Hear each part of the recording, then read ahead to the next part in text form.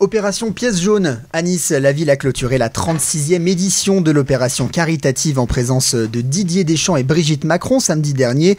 Pendant un mois, ils ont fait le tour de France pour rencontrer les enfants et les adolescents hospitalisés. En 2024, ce sont plus de 5 millions d'euros qui ont été récoltés.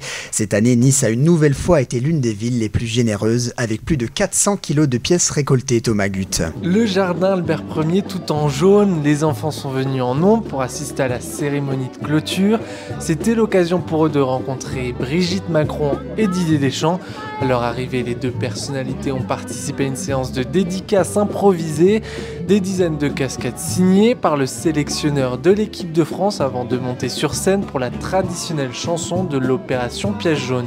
Est-ce que vous voulez rester avec eux pour chanter? On peut chanter. Alors, voilà, donc vous allez bien écouter et vous allez chanter le refrain.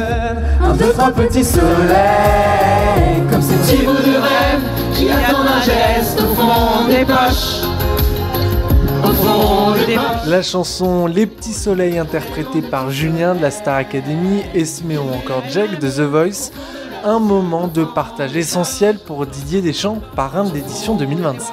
On est là pour eux, pour leur bien-être, le bonheur, et il y a beaucoup de projets qui ont été réalisés, mais il y a encore de l'attente à travers toutes les rencontres qu'on a pu avoir avec les enfants, le personnel hospitalier, les parents, les adolescents, faire en sorte d'améliorer le quotidien de tous ces enfants.